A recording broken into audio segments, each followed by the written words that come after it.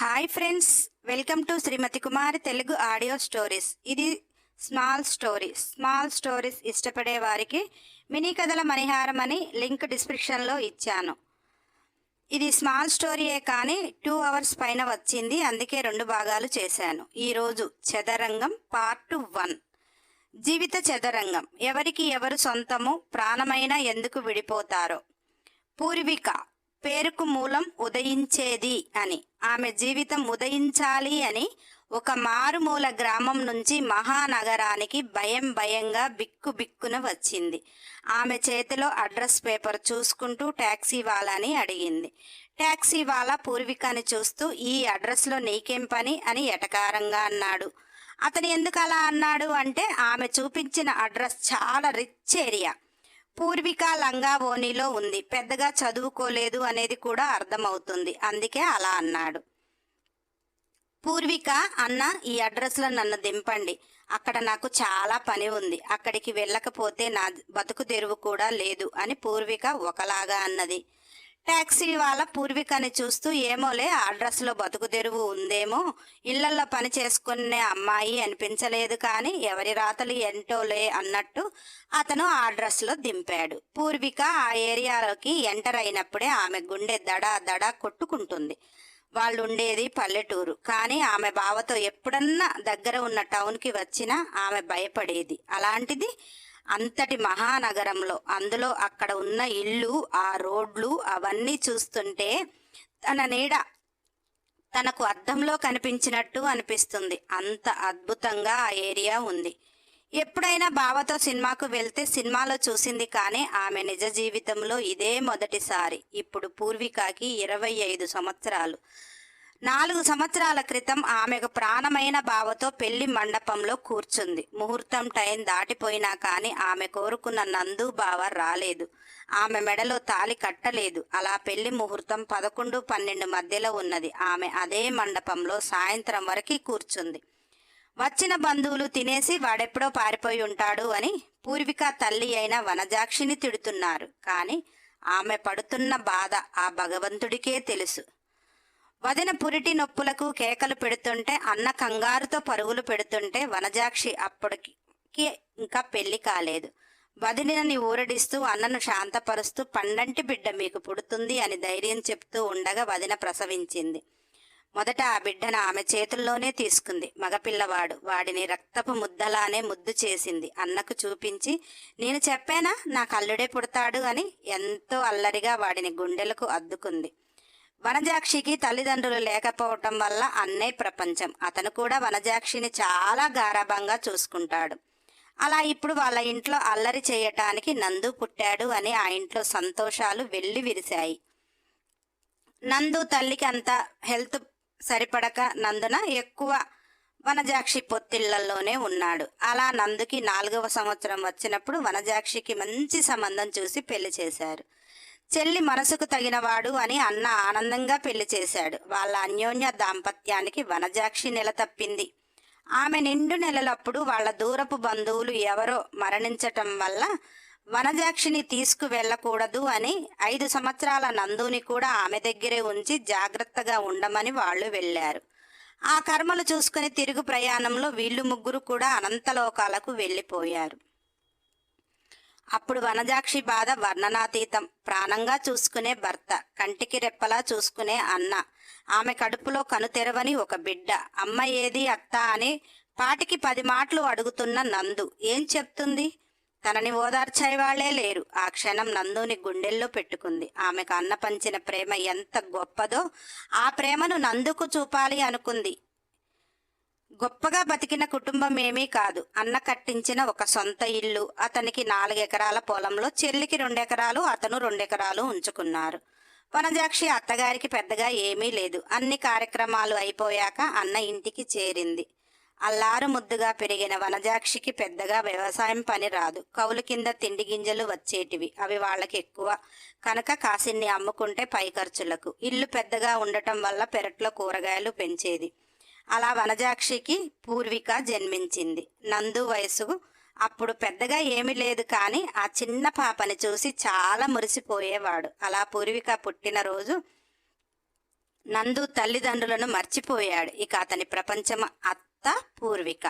అలా వనజాక్షి నందుని అక్కడ ఉన్న గవర్నమెంట్ స్కూల్లో చదివిపించింది. పూర్వికకి మాటలు వచ్చిన దగ్గర నుంచి అమ్మ అనే పదం కంటే కూడా బావా బావా అనే పదమే ఆమెకు ఎంతో భరోసాగా ఉండేది. అదేంటో అప్పుడు ఆమెకు వయసుకి తెలియదు.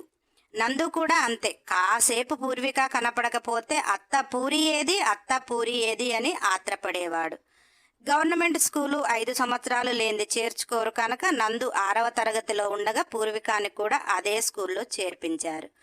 పూర్విక స్కూల్కి వెళ్ళడానికి అస్సలు ఏడిపించేది కాదు. ఎందుకంటే బావతో వెళ్తుంది, అదొక ఆనందం. అలా పూర్విక 5వ తరగతికి వచ్చాక నందు 10th అయిపోవటం. ఇక పూర్విక చదవను బావతోటే కాలేజీకి పోతా అంటది. ఎంత చెప్పినా వినేది కాదు. అలా నందు ఎన్నో బుజ్జగించి చెబితే ఆ ఊళ్ళో తల్లి దగ్గర ఉంటూ చదువుకుంటుంది.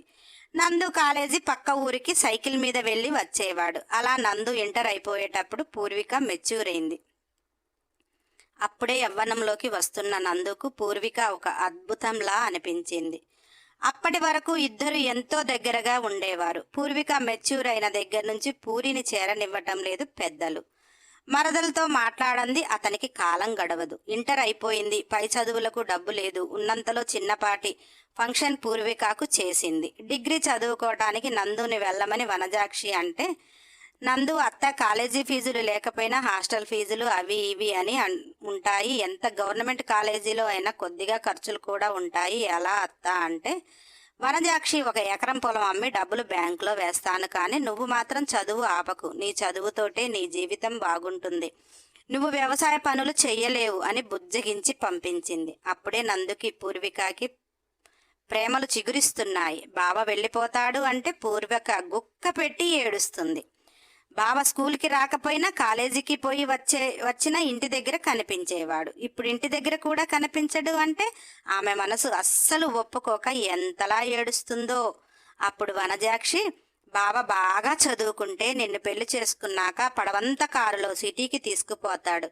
బావ చదువుకోకుండా ఇక్కడ ఉన్నాడనుకో, ఆ రాముల మామ చూడు ఎంత ఎండలో కష్టపడుతున్నాడో. మరి నీ బావ నీకు అలా కష్టపడటం ఇష్టమా అని లాలనగా చెప్తే అంతలా ఏడ్చిన పూరి, అమ్మా వద్దు, బావ మంచి బట్టలు వేసుకుని కారులో తిరగాలి, నేను ఎడవను అని తనకు తాను ధైర్యపడి, నువ్వు బాగా చదువుకో బావా, కానీ సెలవులు ఇవ్వగానే వచ్చేయి అని అలా నందుని డిగ్రీ కాలేజీలో చేర్పించారు. అతని డిగ్రీ అయిపోయే వరకు పూర్విక 10th అయిపోయింది. ఆ ఊళ్ళో కాలేజీ లేదు. అప్పటికే ఇల్లు గడవటం కష్టం అవుతుంది. ఖర్చులు పెరిగాయి. 3 ఎకరాలలో గింజలతో బతకలేకపోతున్నారు. నందుకు డిగ్రీ అయిపోతే ఏదైనా ఉద్యోగం వస్తుంది అనుకున్నారు. నందు అత్త ఈ చదువుకి ఏమీ రాదు, నేను ఎంటెక్ చదివితే మంచి ఉద్యోగం వస్తుంది, మనము సిటీకి వెళ్ళి బ్రతకగలుగుతాము అంటేను వనజాక్షి, ఆ చదువులు నాకు తెలియదు, కానీ మనకున్నది 3 ఎకరాలు.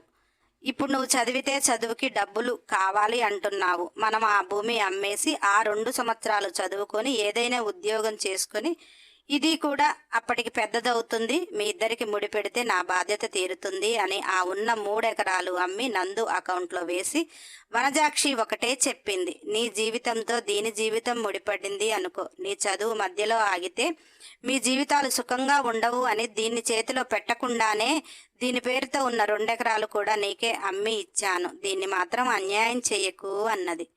నందు, అత్త నీకు తెలియదా నాకు పూరి అంటే ఎంత ఇష్టమో? చెప్పు, ఇప్పుడే పెళ్లి చేసుకుంటా అంటేను అది చిన్నపిల్ల కదరా, ఇప్పుడే వద్దు. అయినా పెళ్ళైనాక నువ్వు చదువుకోలేవు, సంసారం మీద పడుతుంది. ఆ ఉన్న చదువు కంప్లీట్ చేసుకుని చక్కగా ఉద్యోగం వచ్చాక పెళ్లి చేసుకుని నీ భార్యను తీసుకుని వెళ్ళు. ఈ ఇల్లు నేను పుట్టి పెరిగింది ఇల్లు, నేను ఇక్కడ బతకలేస్తాను అంటే నందు, లేదత్తా, మనం సిటీలో మంచి ఇల్లు కొనుక్కుందాము, నేను మీ ఇద్దరిని నా 2 కళ్ళలా చూసుకుంటాను అని ఇద్దరికి ఎన్నో బాసలు చేసి ఎంటెక్ చదవటానికి వెళ్ళాడు. సెలవులకు వస్తూనే ఉన్నాడు. నందుకు పూరితో అనుబంధం వనజాక్షి ఆమె కళ్ళతో చూస్తూనే ఉంది. నందు కోసం పూరి ఎంతలా ఎదురు చూస్తుందో పూరిని చూడగానే నందు అంత సంతోషపడిపోతాడు. అలా ఎంటెక్ అయిపోయింది. ఒక జాబ్ కూడా చూసుకున్నాడు. ఎంత ఆనందంతోనో అత్తకు చెప్పి ఇక మా పెళ్లి ముహూర్తాలు పెట్టించమని ఒక్క గోల చేయలేదు. అలా ఉన్నంతలో వనజాక్షి పెళ్లి సిద్ధం చేసింది. పెళ్లి మండపంలో పూర్విక ఎదురు చూస్తుంది. నందు బయటికి వెళ్ళేటప్పుడు నీకోసం సిటీకి వెళ్తున్నాను, నీకొక సర్ప్రైజ్ అంటూ వెళ్ళాడు. బావ వెళ్ళేటప్పుడు ఏం చెప్పలేదు, కానీ ఏదో అద్భుతమైన కానుక ఆమెకు ఇస్తాడు. ఆమెకి ఏ కానుకలు లేకపోయినా బాధ లేదు, బావతో జీవితం ఉంటే చాలు. వద్దు అన్నా కాని పూర్వికని బతిమిలాడిపోయాడు. అలా వెళ్ళినవాడు ఇక వస్తాడు అని చూస్తుంది. సాయంత్రం వరకు బంధువర్గం అంతా గొప్పగా చదివిస్తే ఏ గొప్పింటి బిడ్డని వేసుకొని పారిపోయాడో ఏమో. ఈ పల్లెటూరులో ఉన్న ఇది ఏమంత చదివింది, 10 అంతంత మాత్రం చదివింది. అంత పెద్ద ఉద్యోగం చేసేవాడు దీన్ని చేసుకుంటాడు అంటే మేమే ఆశ్చర్యపోయాము. అబ్బో, బాగానే చేసుకుంటున్నాడు వనజాక్షి మేనల్లుడు, మంచివాడు అనుకున్నాము. అందరూ నీలాగే ఉంటారా అని వనజాక్షికి పోట్లు పొడిచి వెళ్ళారు. వనజాక్షికి తెలుసు మేనల్లుడి మనసు, కాని మారుతున్న రోజులు. అలా మేనల్లుడు మోసం చేశాడు అని ఆమె గుండె ఆగిపోయింది. పూర్వికకి కొత్త జీవితం, బావతో అందమైన జీవితం అని అనుకున్న ఆమె ఒక్కసారిగా బావ కనిపించకపోవటం, తల్లి మరణించటం ఆమె జీవితాన్ని శూన్యంగా చేసింది.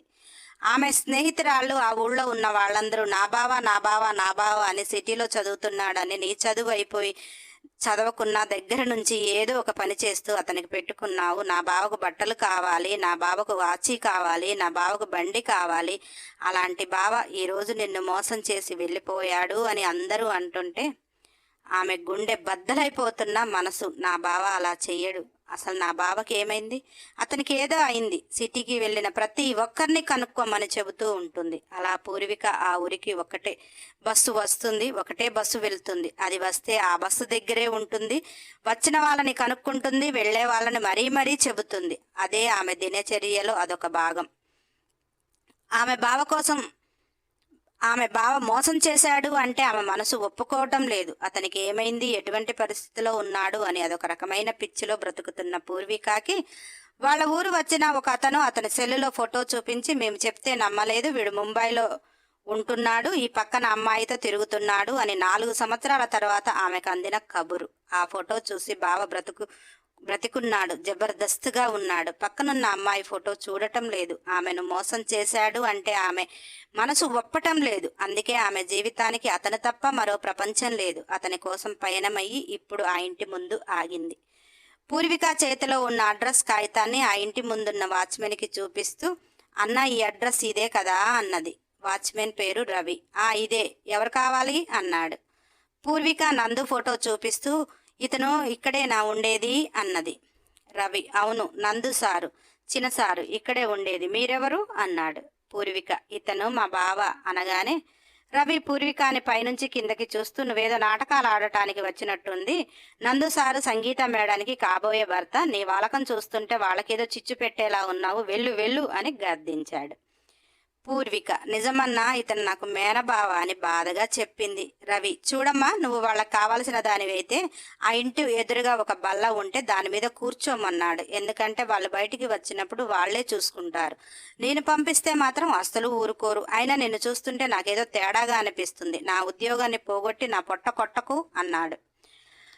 పూర్వికకి బాధగా అనిపించింది. సరే అన్న, ఆ బల్ల మీద కూర్చుంటాను అని వెళ్ళి కూర్చుంది. రాత్రంతా ట్రైన్లో జర్నీ. ఆమెకు గత వారం మీ బావ పలానా దగ్గర ఉన్నాడు అని తెలిసింది. డబ్బులు కూడా కూడగట్టుకొని ఇక్కడికి రావటానికి అష్ట కష్టాలు పడ్డది. మంచినీళ్లు తాగితే డబ్బులు అవుతున్నాయి అని ట్యాప్లో నీళ్లు తాగి ఆకలవుతున్నా కానీ అది ఆమెకు అనిపించటం లేదు. ఎందుకంటే పెళ్లి పీటల మీద నుంచి లేచిన క్షణం నుంచి ఆమె కళ్ళు, ఆమె మనసు నందుని తప్పిస్తున్నాయి. ఇన్ని రోజులు అతనే ఉన్నాడో లేడో అని ఏదో అర్థం కాక కళ్ళు కాయలు కాచేదాలా ఎదురు చూస్తుంది. ఈరోజు ఉన్నాడు అని తెలిసింది కదా, చూడాలని ఆత్రం. ఆ ఫోటో చూసినప్పుడు సూటు బూటులో అందంగా ఉన్న బావని చూసి కూడా ఆమె మనసు మారలేదు. అందరూ అన్నట్టు గొప్పింటి అమ్మాయిని ప్రేమించి నిన్ను మోసం చేశాడే అన్నా కానీ పూర్విక మనసు, నా బావ అలాంటి వాడు కాదు అని ధైర్యంగా వచ్చింది. ఓపిక లేకపోయినా బావ కనిపిస్తాడు అని ఆత్రంగా కూర్చుని చూస్తుంది. అలా మధ్యలో ఒకసారి వచ్చి, అన్న కొన్ని మంచినీళ్ళు అని అడిగింది. రవికి బాధగా ఉన్నా కానీ అతని ఉద్యోగానికి ఎక్కడ ఎసర వత్తదో అని భయంగా ఉంది. అయినా పిల్లని ఇంట్లోకి పంపించటం లేదు కదా అని అతని దగ్గర ఉన్న మంచినీళ్ళు ఇచ్చాడు. వాడితో కడుపు నింపుకుని చూస్తూ ఉంది. 9 గంటలు. అప్పుడు పడవంత కారు బయటికి వస్తుంటే వాచ్మెన్ హడావుడి చేస్తూ గేటు తీస్తుంటే పూరి తన చేతిలో సంచిని బల్ల మీద పెట్టి ఆ కారులో నా బావ ఉన్నాడేమో అని ఆత్రంగా రోడ్డు మీదికి వచ్చింది. అందులో నందు, సంగీత ఇద్దరు ఏదో నవ్వుతూ మాట్లాడుతూ గేటు వాచ్మెన్ ఓపెన్ చేయగానే పూర్విక ఉన్న వైపు రోడ్డుకు కాకుండా అటు ఇంటికి ఈశాన్యం రోడ్డుకి కారు ఇంట్లో నుంచి మలుపు తిరుగుతుంది. కారు అద్దంలో నుంచి నందు కనిపించగానే పూరి గట్టిగా నందు బావా, నందు బావా, నందు బావా అని గట్టిగా అరుస్తుంది. అది ఏసీ కార్ అవ్వటం వల్ల గ్లాస్ డోర్లు వేసి ఉండటం వల్ల పూర్విక మాటలు వినపడలేదు. కానీ నందు సంగీతతో ఏదో మాట్లాడుతూ సడన్గా కారు అతని సైడ్ మిర్రర్లో చూశాడు. అప్పటికే కారు చాలా ముందుకు రావటం వల్ల పూర్విక మొహం కనిపించినట్టుగా మాయమైంది. నందుకు ఒక్కసారిగా కారు ఆపాలని చూస్తే అది అప్పటికే ఇంకో టర్నింగ్ అవుతుంటే మళ్ళీ వెనుకకు వచ్చి చూశాడు. అప్పటికి పూర్విక బల్ల మీద కూర్చుందేమో కనిపించలేదు. నందుకు మాత్రం ఏమీ అర్థం కాక ఆలోచిస్తుంటే సంగీత ఏమైంది నందు, సడన్గా అలా అయిపోయావు అన్నది. సంగీతకి ఏం చెప్పాలో తెలియక ఏం లేదు అంటూ వాళ్ళు హాస్పిటల్ అపాయింట్మెంట్ తీసుకున్నారు, త్వరగా వెళ్ళాలి అన్నట్టు వెళ్ళిపోయారు. ఆ ఇంట్లో నుంచి తర్వాత గంటకి ఇంకొక కారు వచ్చింది. వాచ్మెన్ గేటు తీస్తూ ఉంటే ప్రతాప్ వాచ్మెన్తో పిల్లలు వెళ్ళిపోయారా అని మాట్లాడితే అతను వెళ్ళి కూడా గంట అయిపోయింది అని అనగానే ప్రతాప్ నవ్వుతూ నా బిడ్డని కంటికి రెప్పలా చూసుకోవటానికి నందు తర్వాతనే అని మురిసిపోతుంటే వాచ్మెన్ అప్పుడు పూరి గురించి చెప్పి ఉంటే అతను బయటికి వెళ్ళకపోయేది. కానీ చెప్పకపోగా అతను అల్లుడు బిడ్డ గురించి మురిసిపోతూ ఏదో ఆలోచనలో వెళ్ళిపోయాడు. అలా ప్రతాప్ గారు తన పని చూసుకుని మధ్యాహ్నం భోజనం టయానికి ఇంటికి వస్తూ కారు గేటు ముందు ఆపితే వాచ్మెన్ గేటు తీస్తుంటే పూర్వికకి ఓపిక లేక ఆ బల్లపై ఎండ కొడుతుంది అని కాస్త చెట్టు నీడకు ఉంది. ఆ కారు ఆగగానే పరుగులు తీస్తూ వస్తుంది. కారు లోపలికి వెళ్తుంటే గేటు దగ్గర వాచ్మెన్ని బతిలాడుతూ ఒక్కసారి ఆ సారుతో మాట్లాడతా అన్నా అని బ్రతిమిలాడుతుంది. ప్రతాప్ కారు అద్దంలో నుంచి వాచ్మెన్తో మాట్లాడుతున్న అమ్మాయిని చూస్తున్నాడు. వాచ్మెన్ వెళ్ళవమ్మా వెళ్ళు, నువ్వు తిండి తిప్పలు లేకుండా అలా నా కళ్ళకి ఎదురుగా కనిపిస్తున్న బాధగా ఉంది. నువ్వే చూసావు కదా, పొద్దున చిన్నసారు వాళ్ళు వెళ్ళారు, పెద్దసారు వెళ్ళారు, అయినా కానీ ఒక్కరు కూడా నిన్ను పట్టించుకున్న వాళ్ళు లేరు. నువ్వు చెప్పేది నిజమైతే నేను కూడా ఆలోచించేవాడిని. నీకు దండం పెడతా, నా ఉద్యోగం పోతుంది అన్నాడు. పూర్విక అన్న నీకే దండం పెడతా అని చేతులెత్తి దీనంగా వేడుకుంటుంటే ప్రతాప్ సడన్గా బ్రేక్ వేసి కారు దిగి ఎవరా అమ్మాయి అని వాచ్మెన్ని అడుగుతుంటే పూర్వికకి అసహనంగా ఆమెకు కన్నీళ్లు ఆగక వస్తుంటే వాటిని తుడుచుకుంటూ సార్ ఒక్క నిమిషం నేను మాట్లాడటానికి ఛాన్స్ ఇస్తే చెప్తాను అన్నది. ప్రతాప్ దగ్గరికి వస్తే వాచ్మెన్ ఏంటి సంగతి అని కొద్దిగా గదమాయింపుగా అడిగాడు రవిని. వాచ్మెన్ సార్ మార్నింగ్ వచ్చింది, ఏదేదో మాట్లాడుతుంది, అందుకే నేను ఇంట్లోకి పంపించలేదు అంటుంటే ప్రతాప్ మార్నింగ్ వచ్చిందా, ఎవరమ్మా నువ్వు, ఏం కావాలి అన్నాడు. పూర్విక మా నందు బావ కోసం వచ్చానండి అని ఏడుస్తూ చెప్పింది. ప్రతాప్కి ఒక్కసారిగా గుండె పిండేసింది. ఉదయం నుండి పడిగాపులు కాస్తుందా ఆ అమ్మాయి నందుబావ అన్నప్పుడు? ఆ ప్రేమ, ఆమె పడే తపన, అతని కళ్ళల్లో నీళ్లు తిరుగుతున్నాయి. వచ్చి అమ్మాయిని లోపలికి పంపించు అన్నాడు. పూర్విక ఆనందంతో బల్ల మీద ఉన్న తన సంచి తీసుకుని ఇంట్లోకి అయితే ఒక పీటీ ఉషాలా పరిగెత్తుకొచ్చింది. ప్రతాప్ కారు పార్క్ చేసి అమ్మాయిని చూస్తున్నాడు. ఇంట్లోకి రమ్మన్నా, అందుకే అమ్మాయి ముఖంలో ఎంత వెలుగు, ఎంతలా రొప్పుతుంది. పిల్ల చూడటానికి ముద్దబంతి పువ్వులా ఉంది. కానీ అనుభవం ఉన్న అతను ఆ పిల్ల ఏదో వేదనలో ఉంది అనేసి ఇంట్లోకి రామ్మ అని తీసుకుపోయి ఆ రూమ్లో వాష్రూమ్ ఉంటుంది, కాస్త ఫ్రెష్ అయ్యిరా, కొంచెం తిన్నాక ఏదైనా మాట్లాడుకుందాం. నాకు టైంకు తినకపోతే టాబ్లెట్లు వేసుకోవడం కలవదు, టాబ్లెట్లు వేసుకోకపోతే ఎక్కువ రోజులు బతకలేను, చూస్తూ నెగ్లెన్సీగా ఉండలేము కదా, అందుకనే వెళ్ళు అంటే పూర్వికకి కూడా చిరాగ్గా అనిపించింది. ఇంటి దగ్గర ఎప్పుడో స్నానం చేసి బయలుదేరింది. రూమ్లోకి వెళ్ళి చల్లటి నీళ్ళతో స్నానం చేసి ఆమె తెచ్చుకున్న సంచిలో ఒక లంగా వని వేసుకుని బయటికి వచ్చింది. ఇంకా అప్పటికి ప్రతాప్ గారు రాలేదు అని ఇల్లు మొత్తం పరికించి చూస్తుంది. హాల్లో చాలా పెద్దగా ఉన్న ఫోటో, నందుని సంగీత బుగ్గపై కిస్ చేస్తూ ఉంటే నందు నవ్వుతూ ఉన్న ఫోటో. అది చూడగానే ఆమె గుండె బరువెక్కింది. ఆమె కళ్ళల్లో నీళ్లు చెమ్మ చేరుతుంటే మనసు ఏ పిచ్చి, నా బావ అలాంటి వాడు కాదు అని తనకు తానే చెప్పుకుంటూ అలా ప్రతాప్ గారు వస్తే టేబుల్ దగ్గర పూర్వికాని కూడా తీసుకువెళ్ళి, మా ఇంట్లో వంట చేసి పెట్టేవారు లేరు, మా ఇంటి ఆవిడ 10 ఏళ్ల క్రితమే గోడెక్కేసింది, అప్పటి నుంచి వంట మనిషి ఏది చేస్తే అది తినాలి అని ఈరోజు ఏం చేసిందో మహాతల్లి అనుకుంటూ అన్నీ ఓపెన్ చేస్తూ ముఖం వికారంగా పెట్టి, కూర్చోమ్మా, ఆకలి మంటకి ఏదో ఒకటి తినాలి కదా అని ప్రతాప్ గారు తన ప్లేటు పెట్టుకుంటూ పూర్వికకి కూడా ప్లేట్ ఇచ్చి పెట్టుకుని తినమ్మా నీకు నచ్చినవి అన్నాడు. బాగా ఆకలి మీద ఉంది. అన్నం పెట్టుకుని ఒక కూర వేసుకుంది. గొంతులోకి పోవటం లేదు. ఇంకొకటి వేసుకుంది. అలా అలా ఉన్న కూరలలో ఏవీ నచ్చలేదు, కానీ ఏదో కొద్దిగా రసం పోసుకొని కష్టంగా తిన్నది. అతను కూడా అంతే కష్టంగా తింటూ పూరిని చూస్తూ, పనివాళ్ళు చేసిన వంటలు ఇలానే ఉంటాయమ్మా, వాళ్ళని తప్పు పట్టేదేమీ లేదు. ఇక్కడ పనివాళ్ళు దొరకటమే కష్టం. వాళ్ళు 4 ఇళ్లలో పని చేసుకోవాలి కదా, హడావుడిగా చేసి వెళ్ళిపోతారు అని కష్టంగా భోజనాన్ని ముగించారు. ఇద్దరూ కలిసి ఏం మాట్లాడుకున్నారో ఏంటో తెలియదు, కానీ 1 గంట తర్వాత ప్రతాప్ గారు, అమ్మా నా పరిస్థితి నీకు చెప్పాను, నీ పరిస్థితి నాకు చెప్పావు. ఆల్రెడీ నేను ఒక ఆడపిల్లకి తండ్రిగా నీ బాధను అర్థం చేసుకుని నీకే కష్టం వచ్చినా కానీ ఆ తండ్రి స్థానంలో నేనుంటాను అనే మాట అయితే ఇవ్వగలను. విధి ఆడే వింత ఆటలో ఎవరికి ఎవరు అనేదైతే చెప్పలేని నిమిత్త మాత్రుడను. ఏదేమైనా భగవంతుడు నా 2 బిడ్డల్ని చల్లగా చూడాలని మాత్రం కోరుకుంటా అన్నాడు. పూర్విక ప్రతాప్తో మాట్లాడక ముందు తన జీవితంలోనే అన్ని కష్టాలు అనుకుంది. ప్రతాప్ మాట్లాడాక భగవంతుడు ప్రతి ఒక్కరికి ఇన్ని కష్టాలు పెడతాడా, ఏదేమైనా ఇక తన జీవితం ఉదయిస్తుంది అని తన జీవితాశయం తన బావే అని అనుకున్న ఆమెకు దేవుడు ఏమిస్తాడో కానీ తన ప్రయత్నం తాను చేయటానికి సిద్ధపడింది. ఆమె ప్రయత్నం ఫలించినా ఎవరి జీవితాలు ఏటో కూడా తెలియటం లేదు. రోజులు గడపక మానలేము. కష్టాలు వచ్చాయి అని భగవంతుడా తీసుకుపో అంటే తీసుకుపోతాడా? సంతోషాలు బాగా ఉన్నాయని ఆయుష్ తీరాక ఉంచమంటే ఉంచుతాడా? అది జరగని పని. జీవితం అనే నావ కొనసాగినంతసేపు ప్రయాణం తప్పదు. అలా వాళ్ళు మాట్లాడుకుంటే రవి సారు అంటూ లోపలికి వచ్చాడు. ప్రతాప్ గారు ఏంటి అని అడుగుతుంటే, రవి సార్ పని మనిషి 4 రోజులు రానని చెప్పమని వెళ్ళేటప్పుడు చెప్పారు. ఈరోజు వాళ్ళ చుట్టాలెవరో హాస్పిటల్లో ఉన్నారట, మీకు ఇబ్బంది అవుతుంది అని త్వరగా వెళ్ళిపోయింది. వాళ్ళకి సీరియస్గా ఉందంట. ఒక్క 4 రోజులు ఎలానో అడ్జస్ట్ అవ్వమన్నారు. ముందుగా తెలిసి ఉంటే ఎవరినో ఒకరిని పెడుదును, సడన్గా ఇలా అయిందన్నా అని చెప్పింది అనగానే, ప్రతాప్ ప్రతి మనిషికి బాధలు ఉంటాయి, ఏం చేస్తాం, ముందుగా వెళ్ళాలి అనే ఆలోచన ఉంటే ఆమెకు ఎవరినో ఒకరిని పురమాయించేది కదా, పోనీలే ఏం చేస్తాం, ఫుడ్ ఆర్డర్ పెట్టుకోవటమే అంటూ వాచ్మెన్ని చూస్తూ, ఎవరైనా భార్యాభర్తలు ఇక్కడే ఉండి పని చేసుకునే వారిని చూడవయ్యా అంటుంటే, రవి నేను చాలా మందిని అడిగాను సార్, మీ బాధలు చూస్తూనే ఉన్నాను కదా, మీరు ఎంత డబ్బైనా ఇస్తాను అన్నా వచ్చేవారు లేరు. నేను పెళ్లి చేసుకుందాము అంటే అని పూర్వికాని కసిగా చూస్తూ, నాకెక్కడ ఒక పిల్ల దొరకటం లేదు, ఒక పల్లెటూరు మొద్దునైనా చేసుకుందాం అనుకుంటున్నా సారు, టైం రావట్లేదు, ఏం చేస్తాం అంటూ వెళ్ళిపోయాడు. పూర్వికకి రవి చూపులు తేడాగా అనిపించినాయి, కానీ ఆమె కళ్ళు ఎదురుగా ఆమె బావ ఉన్నాడు కదా, అదో ధైర్యం.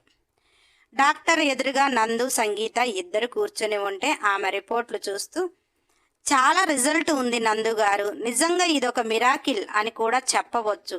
మీరు సంగీతాన్ని ఏం చేశారు, ఎలా ట్రీట్ చేశారు అనేదైతే మాకు తెలియదు, కానీ మెడిసిన్తో కూడా తనకు క్యూర్ కానిది 90% రిజల్ట్ చూపించారు. ఆమెకున్న జబ్బుకి మెడిసిన్ ద్వారా ఒక్క 10 సంవత్సరాలైనా బ్రతకొచ్చు అనుకున్నాము, కానీ ఆమెకు తెలిసాక ఆమె పడుతున్న వేదన చూసి తను సంవత్సరం కంటే ఎక్కువ బ్రతకదు అనిపించింది. ఇప్పుడైతే 10 సంవత్సరాలు కాదు, దరిదాపుగా ఆమె చాలా క్యూర్ అయిపోయింది. అలానే కంటిన్యూ అయితే సంగీత లైఫ్ చాలా హ్యాపీగా ఉంటుంది. నేను ఇచ్చిన మెడిసిన్ కంటిన్యూ చేస్తూ మీ ట్రీట్మెంట్ కూడా మీరు చెయ్యండి అని నవ్వుతూ నందుకి షేక్ హ్యాండ్ ఇస్తూ, నిజంగా మీరు తనకు మరొక జన్మ ఇచ్చారు అంటుంటే సంగీత నందు చేతులు చుట్టేస్తూ అతని షోల్డర్పై తలపెట్టి, మరొక జన్మ కాదు, జన్మలకి కూడా నందు నావాడే అంటుంది. డాక్టర్ మిమ్మల్ని పెళ్లిపీటలు ఎక్కించాలి అని అంకుల్ చాలా ఆత్రపడుతున్నాడు, ముహూర్తాలు కలవలేదంటా కదా, త్వరలో ప్రేమ బంధం నుంచి పెళ్లి బంధంలోకి అడుగుపెట్టి హ్యాపీగా ఉండండి అని పంపించింది. నందు సంగీత ఇద్దరు మెడిసిన్ తీసుకుని చక్కగా దగ్గరలో ఉన్న ఒక ఫేమస్ రెస్టారెంట్కి వెళ్ళి చాలా ఎంజాయ్ చేస్తూ తింటూ ఎంతో ఆనందంగా ఉన్నారు. వాళ్ళిద్దరి సంతోషాన్ని చూస్తే ఎవరికైనా అనిపిస్తుంది ఒకరికొకరు ఎంతలా అర్థం చేసుకుంటే అంత సంతోషంగా ఉండగలరు అని.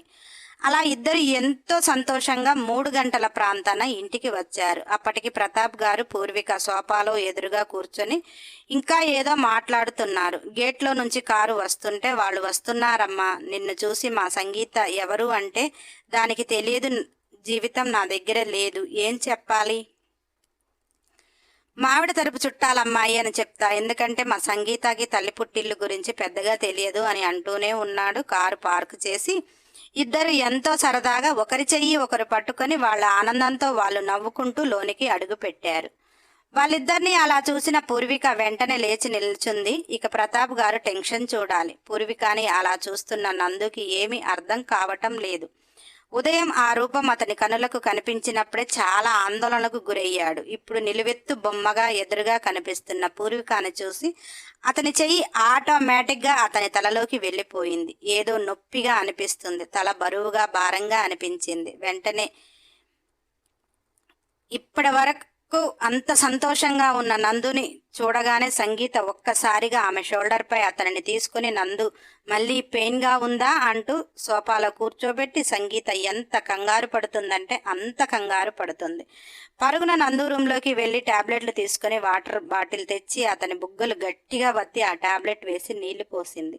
అతను కాస్త అలానే సోఫాకు వాలిపోయాడు. సంగీత కాస్త స్థిమితపడి, ఏంటి డాడీ ఇది, నందుకి ఈ పెయిన్ తగ్గదా, అలా అతను పెయిన్ తీసుకుంటుంటే నా ప్రాణం గిలగిలా కొట్టుకుంటుంది, ఏంటి డాడీ మేమిద్దరం ఎంత హ్యాపీగా ఉంటామో ఒక్కసారిగా అంత ప్రళయం కళ్ళ ముందు కనిపిస్తుంది అని సంగీత బాధపడుతుంటే ప్రతాప్ పూర్వికకెళ్ళి చూసి, మనసులో మనది మనం సొంతం చేసుకుంటే, మనకి మనం బ్రతకగలిగితే మన జీవితం ఎప్పుడూ హ్యాపీగానే ఉంటుంది, కానీ భగవంతుడు ఎవరికి ఎందుకు ముడి వేస్తాడో తెలియదు, వేసిన ముడి ఎందుకు విడుతుందో కూడా తెలియదు అని బాధపడి నందు పూర్వికని చూసి అంత స్ట్రెస్ తీసుకున్నాడు అంటే ప్రతాప్కి పూర్విక చెప్పింది 100% నిజం అనిపించింది.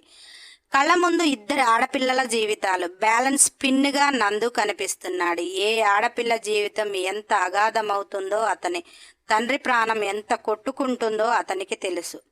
నందు నిద్రపోయాక సంగీత అప్పుడు పూర్వికని చూసింది. ముద్ద మందారంలా ఎంత ముద్దుగా ఉందో.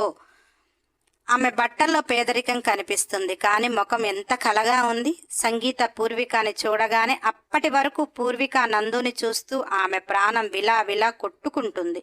సంగీత చేసే హడావుడి చూసి గుండెల్లో నుంచి దుఃఖం పొంగుకు వస్తుంటే అవి కన్నీళ్ల నుంచి పంపిస్తే బాధ తీరుతుంది, కానీ పాపం పూర్వికకి అవకాశం కూడా లేక ఎంత వేదనతో నందుని చూస్తూ సంగీత చూస్తుంది అని తల నేలకు వేసింది. సంగీత పూరిని చూసి మొహమంతా చిట్లించుకొని, ఎవరి డాడీ ఇది అని అడుగుతూ మనసులో, ఈ ఏరియాలో పనిచేసే వాళ్ళు ఇలానే ఉంటారు, కానీ ఇది ఇంత అందంగా ఉంది ఏంటి, సంగీతకి తనకంటే అందంగా ఎవరు అన్నా ఉన్నారు అంటే సహించలేదు. ఆమె కంటే తక్కువలో ఉన్నవాళ్ళు అందంగా ఉండకూడదు, గొప్పగా చదవకూడదు. అలా ఇప్పుడు పూర్విక అందంగా కనిపిస్తుంటే సహించలేక అన్నది. ప్రతాప్ ఏదో చెప్పబోతుంటే పూర్విక, మేడం మీకు ఇంట్లో పని చేయటానికి వచ్చాను అన్నది.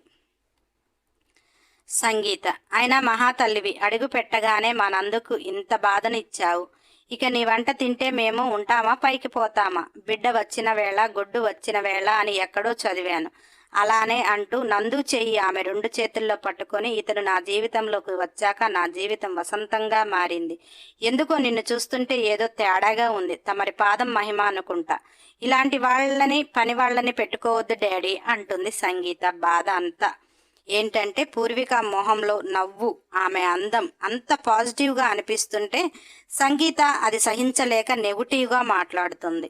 ప్రతాప్ సంగీత అలా మాట్లాడుతుంటే బాధగా అనిపించి, ఏదైనా అలా డిసైడ్ చేయకూడదమ్మా, ఇప్పుడు తనని పెట్టుకోకపోతే మరి నువ్వు వంట చేస్తావా, నువ్వు ఇల్లు చూసుకుంటావా అన్నాడు. సంగీత, ఆ డర్టీ పనులు నా వల్ల కాదు డాడీ, దీన్ని నాకు నందుకి కనిపించకుండా తన పని ఏదో తాను చేసుకోమను, మరీ ముఖ్యంగా నా నందుకి ఎదురు పడితే మాత్రం వెనక ముందు చూడను, పిచ్చ కొట్టుడు కొడతాను అన్నది. పూర్విక తల ఎత్తకుండానే, అలాగే మేడం, మీకెప్పుడు ఎదురుపడను, నా పనేదో నేను చేసుకుంటాను, కానీ నన్ను మాత్రం పంపించకండి, నాకు నానేవారు లేరు, ఏదో పెద్దసారు గారు మంచితనంతో ఇక్కడ నన్ను పంపించారు, మీకెప్పుడు ఎదురుపడను, మీ మాట జవదాటను అంటుంటే సంగీత, సరే సరే, ఎక్కడా లేని దరిద్రమంతా మా ఇంటి చుట్టూ ఉంటుంది అనుకుంటా. ఎవరూ లేకపోతే రాత్రి ఎక్కడ ఉండి చస్తావు అన్నది. ప్రతాప్, మనతోనే ఉంటుందమ్మా. నువ్వు అలా మాట్లాడటం కనీసం సాటి ఆడపిల్లగా ఆలోచించు. ఆ పిల్ల కొంతలో కొంత మీ అమ్మకు దూరపు బంధువు కూడా అవుతుంది. ఆడపిల్ల ఆశ్రయం కోసం వచ్చింది. నా మనసు తెలిసిన దానివి. నీకు కావాలి అన్నట్టుగా అమ్మాయి ఉంటాను అంటుంది.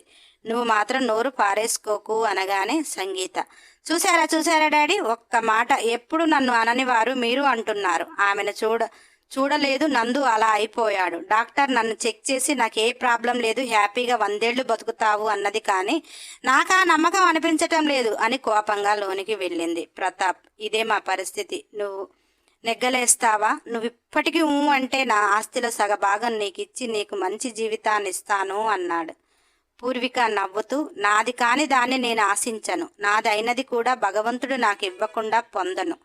మీరెంత మంచి జీవితం ఇచ్చినా నా భావనైతే ఇవ్వలేరు కదా. మీరే కాదు, ఆ భగవంతుడే నాకు ఇవ్వలేదు.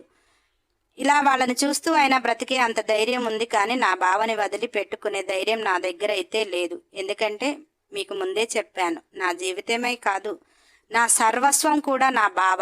మీకు ఇబ్బందిగా ఉంటే చచ్చిపోమ్మనండి. ఇక్కడ చచ్చిపోతే నా బావ చేతుల్లో పోతాను అని హాయిగా ప్రాణం ఇస్తాను అన్నది. ప్రతాప్ గారు పాపం ఆ వయసులో ఎటూ తేల్చుకోలేక పూర్విక చేతులు పట్టుకొని, ఏమోనమ్మా, నువ్వు ఎవరివో తెలియకపోయినా ఇక్కడికి వచ్చాక మా అందరి జీవితాలు నీ చేతిలో ఉన్నాయని చెప్పాను. ఇక నీ ఇష్టం అంటూ అతను వెళ్ళిపోతూ పూర్వికాని చూసి, నందు ఇప్పుడు మేలుకోడు, తనని రూంలో పడుకోబెట్టాలి, సాయంగా వస్తావా అన్నాడు. పూర్విక, బాబాయ్ గారు, నా బావని నేనొక్కదాన్నే బెడ్ మీద పడుకోబెడతాను. 4 ఏళ్ళు నా కళ్ళు కాయలు కాచేలా ఎదురు చూశాను మనసారా అతన్ని అని మౌనం వహించింది. ప్రతాప్ గారు కూడా వెళుతూ సంగీత గదిలోకి చూశాడు. ఆమె పడుకొని ఉండటం వల్ల డోర్ వేసి బయట గొళ్ళెం పెట్టేసి, సంగీత కూడా ఇప్పుడు లెగదమ్మా, నువ్వు నందుని లోపల పడుకోబెట్టి వచ్చాక గడియ తీయి అన్నాడు. పూర్విక మౌనంగా తల ఊపింది. మహానగరంలో ఇండిపెండెంట్ ఇల్లులు ఉండటమే చాలా గొప్ప.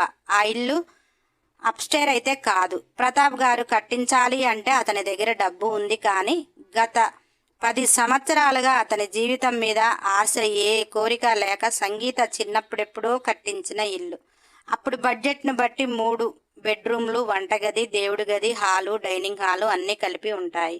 3 బెడ్రూమ్లలో నుంచి హాల్లోకి రావచ్చు. బయట గార్డెన్, డాబా, పైన రేకులతో ఒక చిన్న గది, అన్నీ వేస్ట్ సామాన్లు వేస్తారు. దాని పక్కనే పెద్ద ట్యాంకు. ఉన్నంతలో పొందికగానే ఉంది. ప్రతాప్ గారు తన రూంలోకి వెళ్ళాక పూర్విక అప్పటి వరకు ఎంత ఉగ్గబట్టుకుందో ప్రాణాన్ని. ఒక్కసారిగా నందుని చేరింది. అతని గుండెల్లో ఆమె తలపెట్టి గట్టిగా హగ్ చేసుకుంది.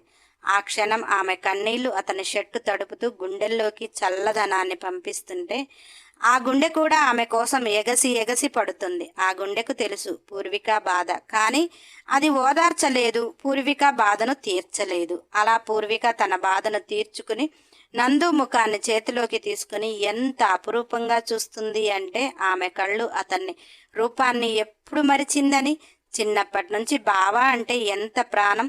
పసి వయసులో బావ స్కూల్ నుంచి వస్తే బయట ఎదురు చూసేది, కాలేజీ నుంచి వచ్చేటప్పుడు బయట ఎదురు చూసేది, పై చదువులకు వెళ్ళినప్పుడు సెలవులు వస్తున్నాయి అంటే ఎదురు చూసేది. పెళ్లిపీటల మీద కూర్చుని తాళి కట్టడానికి రానివాడు ఆమెను మోసం చేశాడు అని అందరూ అన్న ఏ టైంలో అయినా వస్తాడు అని ఎదురు చూస్తుంది. అతని రూపం ఆమె మనసులో చెరగని ముద్ర.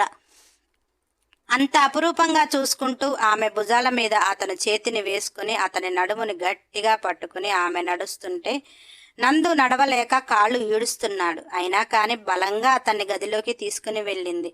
ఒకప్పుడు నందు అలానే ఆమె నడుములు పట్టి అతని భుజాల మీద ఆమె చెయ్యి వేపించుకుని గిరగిరా తిప్పిన రోజులు ఆమె కళ్ళ ఎదురుగా మెదులుతుంటే అవి తలుచుకుంటూ అతన్ని కరెక్ట్గా పడుకోబెట్టి కాళ్లకున్న షూస్ తీసేసి ఆ పాదాలపై ఆమె పెదవులు నిలిపి కన్నీళ్లతో కడిగింది. అలా పాదాలు ముద్దు పెట్టుకుని అక్కడి నుంచి నందు మొహాన్ని చూస్తూ, బావా, నీతో నా జీవితం లేకపోయినా, నువ్వు నన్ను గుర్తించకపోయినా నేను నీ నీడలో ఇలా నిన్ను చూస్తూ బతికేస్తాను, కానీ నన్ను నీ నుంచి దూరం చెయ్యకు అంటూ చక్కగా బ్లాంకెట్ కప్పి మరొకసారి అతని గుండెల్లో తలపెట్టి గట్టిగా హత్తుకొని అక్కడ ముద్దు పెట్టి నందు పెదవులను చూసింది. రేపు పెళ్ళి అనగా నందు పూర్వికకి ఎవ్వరూ చూడకుండా బయటికి తీసుకొని వచ్చి ఆమె సన్నని నడుముని పట్టి అతని మీదికి లాక్కొని ఒక ముద్దు ఇవ్వవే, ఎప్పుడు బుగ్గపై నుదుటిపై ఇస్తావు, ఎలాగో రేపు మనం భార్యాభర్తలం అవుతున్నాము. పెళ్లి తర్వాత ఆ ముద్దుకి అంత తీయదనం ఉండదు, పెళ్లికి ముందు బాగుంటుంది అని మా ఫ్రెండ్స్ అన్నారే. అయినా నేను సిటీకి వెళ్తున్నా, నీకోసం వెళ్తున్నా. నా చిట్టి మరదలు నా పూరికి రేపు భార్యగా నా జీవితంలోకి వచ్చాక ఒక గిఫ్ట్ ఇవ్వాలి. ఎందుకంటే తన తనువుని తన మనసుని నాకే అంకితం చేస్తుంది కదా అంటుంటే పూర్విక, బావా పెళ్లి తర్వాత కాదు, పెళ్లికి ముందైనా నా మనసు నా తనువు నీదే. నాకు ఏ గిఫ్ట్ వద్దు బావా. నువ్వు సిటీకి వెళ్ళటం ఇప్పుడు ఎందుకు? పెళ్లికి చుట్టాలు వస్తున్నారు, ఇప్పుడు వద్దు బావా అంటుంటే నేను ఇక్కడి నుంచి వెళ్ళే బస్కి పోయి అది రిటర్న్ అయినప్పుడు ఆ బస్కే వస్తాను. నీకోసం నేను నాకు ఇష్టంగా తెస్తున్నది వద్దు అనొద్దు, కానీ ఒక ముద్దు మాత్రం ఇవ్వవే అన్నాడు. పూర్విక, పో బావా నాకు సిగ్గేస్తుంది అని వెళ్ళబోతుంటే నందు పూర్వికని దగ్గరికి లాక్కొని పెదవులు అందుకోబోయే టయానికి వనజాక్షి కేక విని పూర్విక తుర్రున పారిపోయింది. నందు వనజాక్షికి చెప్పి వెంటనే వస్తా అత్త అనుకుంటూ సిటీకి వెళ్ళాడు. అప్పుడు పూర్విక ఆ పెదవులు చూస్తూ భయం భయంగా చుట్టూ చూస్తుంది. మెల్లిగా బయటికి వచ్చి చూసింది. వాళ్ళు పడుకొని ఉన్నారు అని నందు గదికి గడియ పెట్టి అతని పెదవులు అందుకుంది. ఆ ముద్దులో ఆమె బాధ అతని మనసులోకి చేరేస్తుంది. అతని మనసు పడుతున్న వేదన ఎక్కడికి చేరాలి? ఆ సంఘర్షణలో నందుకి కళ్ళల్లో నీళ్లు తిరుగుతున్నాయి. పూర్విక అతని కన్నీళ్లు చూసి అవి తుడిచి సంగీత అన్నట్టు పదే పదే నా బావకు ఎదురు పడకూడదు, నా బావ మనసు అల్లకల్లోలంగా మారుతుంది అని కళ్ళు నిండుగా చూసుకొని ఏడుస్తూ బయటికి జాగ్రత్తగా వచ్చేసింది. వంట మనిషి చేసిన కూరలన్నీ పారేసి శుభ్రంగా అన్నీ కడిగేసి ఇంట్లో ఏమేమి ఎక్కడెక్కడ ఉన్నాయో చూసుకొని సాయంత్రానికి వంటకి అన్నీ రెడీ చేసి అలా గార్డెన్లో తిరుగుతుంటే ప్రతాప్ గారు లేచి వచ్చారు. పూర్విక అతన్ని చూస్తూ, బాబాయ్ గారు మీకు టీ కాఫీలు ఏమైనా తేనా అన్నది. ప్రతాప్ నవ్వుతూ, నా భార్య ఉన్నప్పుడు అలవాటు, ఆమె పోయింది, అడిగేవారు లేరు, పెట్టించేవారు లేరు. నీకు ఇష్టమైతే పెట్టిస్తాను అంటే తాగుతా అమ్మా అన్నాడు. పూర్విక, భలేవారు బాబాయ్ గారు, నాకు కూడా సాయంత్రం టీ తాగంది మనసు ఆగదు. ఉదయం సాయంత్రం తిండి లేపైనా బాధలేదు కానీ టీ లేకుండా ఉండలేను. ఒక్కదాన్ని పెట్టుకోవటానికి బాగుండదు అని అలా అడిగాను అని సరదాగా మాట్లాడుతుంది. ప్రతాప్ మనసు కాస్త కుదుటపడ్డది. పూర్విక ఇంతకు ముందు అంత భారంగా లేదు. అది ఆమెకి ఇష్టమైన మనిషి కళ్ళకు ముందు చూసుకున్నాను అని ఆనందము ఏమో. కానీ ప్రతాప్ గారు తాగుదామమ్మా అన్నాడు. వెంటనే పూర్విక చక్కగా 2 స్ట్రాంగ్ టీలు పెట్టుకుని వచ్చింది. ఆ గార్డెన్లోనే కూర్చొని తాగుతున్నారు. పూర్విక, మా బావ సంగీత అక్క ఇప్పటి వరకు లెగలేదు, వాళ్ళు తాగరా అన్నది. ప్రతాప్ నవ్వుతూ, రాత్రి వరకు పబ్బులలో తిరిగి ఏ అర్ధరాత్రో వచ్చి ఎప్పటికో లేచి ఆ వంట ఆమె చేసింది నచ్చితే తింటారు, లేదా బయటికి వెళ్ళి తింటారు. ఏమైనా సరదాగా తిరగటం తిని రావటమే కానీ సంగీత నందుని ఒక్క నిమిషం వదిలిపెట్టదు. నందు చాలా చెప్పి చూశాడు. మీ నాన్నగారు ఒక్కడు అన్ని పనులు చేసుకోలేడు, అతనికి తోడుగా ఉంటాను అన్నా కానీ దాని పిచ్చేమిటో నందు ఏ పని చేసినా ఊరుకోదు అంటుంటే పూర్విక, మరి ఇప్పటి వరకు వాళ్ళకి పెళ్లి చేయకుండా ఎందుకున్నారు బాబాయ్ గారు అన్నది. ప్రతాప్ పూర్వికని చూస్తూ, ఇప్పటికే వాళ్ళకి పెళ్ళయి ఉంటే నీ పరిస్థితి అన్నాడు. పూర్విక, భలేవారు బాబాయ్ గారు, నేను నా బావ క్షేమంగా ఉండాలని, అతను కోరుకున్న జీవితం అతనికి ఇవ్వాలని అనుకుంటా. కాకపోతే నేను వేరే జీవితం కోరుకోను అంటూ వంట ఏం చెయ్యాలి బాబాయ్ గారు అన్నది.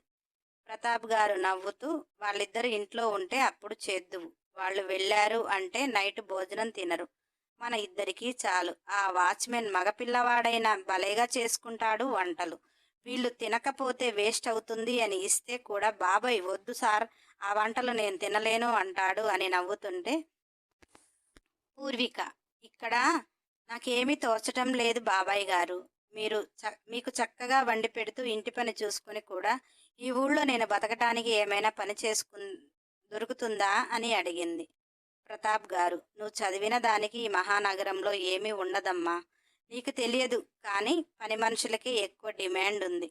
ఆ పనికి నువ్వు వెళ్తాను అంటే నేను ఒప్పుకోను, మన ఇంట్లోనే వద్దు అంటే నువ్వే అలా సంగీత దగ్గర మాట్లాడావు అని కొంచెం కోపంగా అంటుంటే పూర్విక, అక్కని కూడా నా వంటలతో మాయ చేస్తాలే బాబాయ్ గారు. కానీ నాకు ఏం ఈ ఇంటి పని ఒక లెక్క కాదు. మా అమ్మకు బయటి పనులు రావు కానీ మా బావ చదువుకోటానికి డబ్బులు సరిపోవు అని నేను నేర్చుకున్నాను. పొలం పనులు అన్నీ చేస్తాను. మా బావకు తెలియదు, తెలిస్తే ఊరుకోడు. ఇప్పటి వరకు అలా పనిలో పోబట్టే ఈ జీవితమైనా గడిచింది అని బాధగా చెప్తుంటే ప్రతాప్ గారికి చాలా బాధగా అనిపించింది. అలా వాళ్ళు మాట్లాడుతూ ఉండగా సంగీత లేచి టైం చూసి ఫ్రెష్ అయింది. గబగబా నందు రూంలోకి వెళ్ళింది. నందు నిద్రపోతున్నాడు అని అతని పక్కన కూర్చొని అతని చేతులు ఆమె గుండెకు పెట్టుకుని ఇంకొక చేత్తో నందు ఆర్ యు ఓకే అన్నది. నందు టాబ్లెట్ల పవర్కి పడుకున్నాడు. చాలా రెస్ట్ దొరికింది. మైండ్ రిలాక్స్ అయింది. ఎప్పటిలా సంగీత కంటి ఎదురుగా కనిపించింది. పూర్విక జ్ఞాపకాలు రాలేదు. ఏమైంది, నేను ఇప్పటి వరకు ఎలా పడుకున్నాను అని అంటుంటే సంగీత, ఇవాళ మా ఫ్రెండ్ బర్త్డే, పబ్బుకు వెళ్ళాలి. అదే నీకు ఇలా ఉంది ఎలా అని ఆలోచిస్తున్నాను. ప్లీజ్ నంజు వెళ్దామా అన్నది. నందుకు అప్పుడు రిలాక్స్గా అనిపించింది కదా. సంగీత చెప్పిన దానికి ఓకే 10 మినిట్స్ అంటూ గబగబా రెడీ అయ్యి హీరోలా బయటికి వచ్చాడు. సంగీత నందుని చూస్తూ, అబ్బా నందు బ్లాక్ డ్రెస్లో వస్తే మా ఫ్రెండ్స్ నిన్ను తినేసేలా చూస్తారు. కానీ బర్త్డే పార్టీకి ఈ మాత్రం వెళ్ళకపోతే బాగుండదు. నీ ఈరోజు నీకు ఎంత దిష్టి తగులుతుందో అంటూ ఇద్దరు చిలకా గోరింకల్లా కారు దగ్గరికి వచ్చారు. రోజులానే వెళ్ళిపోయారు. ప్రతాప్ గారికి చెప్పాలి అన్న ఆలోచన సంగీతకు లేదు. సంగీత గురించి తెలిసిన నందు పట్టించుకోడు. గార్డెన్లో చీకట్లో వాళ్ళు కనిపించలేదు కానీ వాళ్ళిద్దరు ఇంట్లో నుంచి బయటికి వస్తుంటే పూర్వికకి అనిపించింది, అంత అందమైన ఆమె బావ, ఆమె కోసమే ప్రాణం పెట్టే బావ, ఆమె ప్రాణాలన్నీ ఆ బావ పైనే. అటువంటి వాడు మరొకరి సొంతమా అని ఆమె మనసు మెలిపెడుతుంటే ఆమె బాధను చూస్తూ ప్రతాప్, నేను చెప్పానా, ఇక ఇప్పుడు పబ్బుకు వెళ్తే ఎప్పుడు వస్తారో కూడా తెలియదు. ఇక మనిద్దరమే, ఇక తిని మనం పడుకుందామమ్మా, నువ్వు పగలు కూడా పడుకోలేదు అంటుంటే పూర్విక, అయ్యో బాబాయ్ గారు, నేను వంటలన్నీ పారేశాను, మళ్ళీ ఫ్రెష్గా చేద్దామని రెడీగా పెట్టుకున్నాను. ఒక్క అరగంటలో చేస్తాను, మీకేమైనా పని ఉంటే చూసుకోండి అంటూ గబగబా ఇంట్లోకి వెళ్ళింది. అలా ఇద్దరు ఇందాక నలుగురికి అని అన్నీ అనుకున్నవి తీసేసి ఇద్దరికి చేసింది. ఇద్దరు తిన్నారు. కాసేపు మాట్లాడుకున్నాక, ఆడపిల్లగా నీకు గది ఇవ్వాలి కానీ సంగీత ఉదయం చేసిన గొడవకి భయంగా ఉంది అంటుంటే పూర్విక, నేను ఆ డైనింగ్ టేబుల్ పక్కన చాప వేసుకుని పడుకుంటాను బాబాయ్. అయినా నేనేమైనా ఆరుబయట పడుకుంటున్నానా? అక్కడ కటన్ వేసుకుని పడుకుంటే నేను కూడా ఎవ్వరికీ కనిపించను కదా. మీరేం భయపడకండి. నేనేమి పట్టుపరుపుల్లో పుట్టి పెరగలేదు. కానీ నన్నెవ్వరూ ఒక్క మాట కూడా అనేలా పెరగలేదు. ఫస్ట్ టైం సంగీత అక్క మాట్లాడుతుంటే బాధగా అనిపించింది. కానీ ఆమె గురించి మీరు ముందే చెప్పారు కదా, లేకపోతే నేను అసలు ఊరుకునేదాన్ని కాదు అని గడుసుగా చెప్పింది. ప్రతాప్ గారు తల నిమురుతూ, అల్లరి పిల్ల అని చక్కగా కింద వేసుకునే పరుపు, బెడ్షీటు, దిండ్లు, బ్లాంకెట్ ఇచ్చి పడుకో అమ్మా, చాలా దూరం నుంచి వచ్చావు కదా, నీ జీవితం బాగుండాలి అని ఆ దేవుణ్ణి కోరుకోవటం తప్ప ఏమీ చెయ్యలేని అభాగ్యుడను అయ్యాను అంటూ అతను వెళ్ళిపోయాడు. సంగీత నందు ఇద్దరు పబ్బుకు వెళ్ళారు. నందు సంగీతతో, నువ్వు నీ ఫ్రెండ్స్తో ఉండు, ఈరోజు అంత నాకు యాక్టివ్గా లేదు అన్నాడు. ఎందుకంటే హడావుడిలో రెడీ అయ్యి కారైతే ఎక్కాడు. కొంత దూరం రాగానే అతను మధ్యాహ్నం చూసిన రూపం మనసులో మెదిలింది. వచ్చేటప్పుడు కనిపించలేదు. ఆ మనసు అల్లకోల్లాలంలో ఉంది. నందు అంత యాక్టివ్గా లేడు. అలా నందు కూర్చుంటే అతని పక్కన నందు ఫ్రెండ్ కూర్చుని మందు 2 గ్లాసులలో పోస్తూ ఐస్ పీసులు వేస్తూ, ఏంట్రా ఈరోజు డల్గా ఉన్నావు అన్నాడు. నందు కొద్దిగా మందు తాగుతూ, రేయ్ ప్రామిస్గా చెప్పరా, మనం ఎల్కేజీ నుంచి ఫ్రెండ్స్ మా అన్నాడు. ఒక్కసారిగా రతన్ తడబడుతూ, అదేంట్రా అలా అంటున్నావు అని అన్నాడు. నందు, ఏం లేదురా, ఎందుకో నాకు అలా అనిపించింది. నాకేదో కానీ నా మనసుకి అని అతని మనసుపై చెయ్యి పెట్టుకుని, ఏదో బాధరా, ఏదో గత జన్మనా, లేకపోతే నాకు దెబ్బ తగలక ముందు జీవితమా, ఏమి గుర్తయితే రావటం లేదు. కానీ నాకు దెబ్బ తగలక ముందు జీవితం మొత్తం నువ్వు చూపించావు. కానీ ఈరోజు ఒక అమ్మాయిని చూశారా, ఆ అమ్మాయిని చూడగానే చెప్పలేని ఒక వింత నాకు జరిగి వెంటనే పెయిన్ అనిపించింది. అసలు ఆ రూపం గుర్తొస్తేనే నాకు ఏదోలా ఉంది. ఏదేమైనా నాకు తెలియంది ఏదో ఉందిరా అంటుంటే రతన్, ఒరేయ్ నువ్వు అమ్మాయి గురించి అంత పెయిన్గా తీసుకుంటున్నావని సంగీతకి తెలిస్తేనో అన్నాడు. నందు ఒక్కసారిగా తల పట్టుకొని నిజమేరా, అసలు నేనేంటి ఇలా అయిపోతున్నాను? సంగీత ఇప్పుడిప్పుడే చాలా హ్యాపీగా ఉంటుంది. అదేంటోరా, ఇప్పటి వరకు నాకు నువ్వు చెప్పింది, అంకుల్ చెప్పింది, మీ అందరితో నా గత జీవితం అనిపించింది. కానీ ఈరోజు నాకేంటో నాకేదో గతం ఉందా అని అనిపిస్తుంది. ఏమో లేరా, అంకుల్ ఈ వారం పంతులు గారిని కలిసి ముహూర్తాలు పెట్టిస్తాను అన్నారు. ఆయన నాకు చేసిన హెల్ప్కి ఆయన రుణం ఇలాగైనా తీర్చుకుంటాను అని బాధతో ఎక్కువగా తాగేశాడు. రతన్ బాధగా నందుని చూస్తూ, ఆయన ఏం హెల్ప్ చేయలేదురా, ఆయన చేసిన తప్పుని సరిదిద్దుకున్నాడు. నీ ట్రీట్మెంట్కేదో ఆయన డబ్బులు చాలా పెట్టాడు అని బాధపడుతున్నావు. ఇంకా ఒక విధంగా నీకే ఆ తండ్రి కూతురు రుణపడి ఉన్నారు అని రతన్ బాధపడుతున్నాడు. ఈ టైంలో నందుకి తన గతం తెలిస్తే ఆ ఊహే భయాన్ని రేపింది. సంగీత ఎటువంటిదో రతన్కి తెలుసు. చిన్న జబ్బు చేస్తేనే నాకు ఇలాంటి జీవితం వద్దు అనుకున్నది. అంత ప్రాణంగా ప్రేమిస్తున్న నందుని వదులుకోలేస్తదా? అలా ఊహించుకోగానే అతనికి చెమటలు పట్టాయి. సంగీత నందు దగ్గరికి వచ్చి స్పృహలో లేని నందుని చూస్తూ రతన్ని పిచ్చి తిట్లు తిడుతుంది. నందుకి అంత తాపవద్దని ఎన్నిసార్లు చెప్పాను, అయినా నీలాంటి గాడిద ఫ్రెండ్షిప్తో ఎవడైనా ఇలానే చేసిపోతారు. నీకు ఇలా కాదు, నీ పెళ్ళానికి నా ఫ్రెండ్గా బాగా క్లాస్ పీకితే నువ్వు దారిలోకి వస్తావు అని కోపంగా అన్నది. రతన్, అమ్మ తల్లి చక్కగా వండి పెట్టేది, మొగుడికి నువ్వేందే వండి పెట్టాలి అని నువ్వు దానికి క్లాస్ ఇస్తే అది ఇంట్లో అన్ని రకాల ఫుడ్లు బంద్ చేసింది. ఇంకా ఏమి కోచింగ్ ఇస్తావు తల్లి అన్నాడు. సంగీత, పెళ్ళంటే మీకు పిల్లలు ఫ్రీ వర్కర్లా? మీరు లేచే వరకు బెడ్ కాఫీలు, టీలు, టిఫిన్లు, లంచ్ బాక్సులు, డిన్నర్లు, స్నాక్స్, తొక్క తోలు ఇవన్నీ మా నుంచి ఎక్స్పెక్ట్ చేస్తారు. ఓకే, వన్ డే అయినా కానీ ఏదైనా ప్రాబ్లంతో లేవకపోతే ఒక్క కప్పు కాఫీ దానికి నువ్వే రోజైనా ఇచ్చావా? అందుకే దాని విలువ నీకు తెలియాలి కదా. ఆడదంటే మీకేమైనా బానిసలా అని అరుస్తుంటే రతన్ రెండు చేతులతో దండం పెట్టి, ఇప్పుడు నీ క్లాసు వినే ఓపిక నాకు లేదు, వీడిని నువ్వు తీసుకుపో తల్లి అంటుంటే సంగీత, ఎక్కువ తాపించావు కదా, తీసుకొనిరా. నేను నందును మోసే అంత బలం నా దగ్గర ఏమీ లేదు. నేను కార్ డ్రైవ్ చేస్తూ ఉంటా అని సంగీత డ్రైవ్ చేస్తుంటే రతన్ నందుని తీసుకుని ఇంటికి వచ్చారు. పూర్విక ఎంత నిద్రపోదామన్నా నిద్ర రాలేదు. ఎప్పుడొస్తారు అని ఎదురు చూస్తూ ఉంది. కారు శబ్దం కాగానే కిచెన్ కిటికీలో నుంచి చూస్తుంది. సంగీతాన్ని చూసి నందుని రతన్ని భుజాల మీద వేసుకుని రావటం చూసి ఏమైంది నా బావకి అని ఆమె ప్రాణం ఆగనంటూ పరుగులు పెట్టాలి అనిపించింది. వాళ్ళకి ఎదురుపడితే ఊరుకోనన్నది అని వంటగదిలో ఉండి చాటుగా చూస్తుంది. రతన్ నందుని తన గదిలో పడుకోబెట్టాక బయటికి వస్తూ సంగీతాన్ని చూస్తూ, వాడు పెద్దగా తాగడు, ఆ కొంచెం కూడా నువ్వు మనసు పెడితే ఆపేస్తాడు కదా, ఒక్కొక్కసారి కంట్రోల్ లేకుండా తాగినప్పుడు ఇప్పుడంటే నేనున్నాను, లేకపోతే అన్నాడు. సంగీత, నాకు అసలు మందు తాగితేనే నచ్చదు. మా డాడీ మా మమ్మీ చనిపోయాక తాగుతుంటేనే నేను మా డాడీని నా గదిలోకి కూడా రానివ్వలేదు. అటువంటిది నందు తాగుతుంటే ఊరుకుంటున్నాను అంటే, అతను లాంటి వాడు నాకు తెలిసి పెద్దగా తాగాలి అనుకోడు. తాగినప్పుడు కంట్రోల్గా ఉంటాడు. ఒక్కొక్కసారి కంట్రోల్ తప్పుతాడు అంటే అతను ఆ రోజు ఏదో పెయిన్ తీసుకుంటున్నాడు అని అర్థం. అందుకే ఈరోజు నీకు ఎక్కువ సుప్రభాతం పెట్టలేదు. వెళ్ళు, నా ఫ్రెండ్ వెయిట్ చేస్తుంది అంటుంటే రతన్ సంగీతకి దండం పెడుతూ, నందు నువ్వు ఏంటో నాకైతే అర్థం కారు అనుకుంటూ పిచ్చివాడిలా వెళ్ళిపోయాడు. సంగీత ఇక నందు గదిలోకి కూడా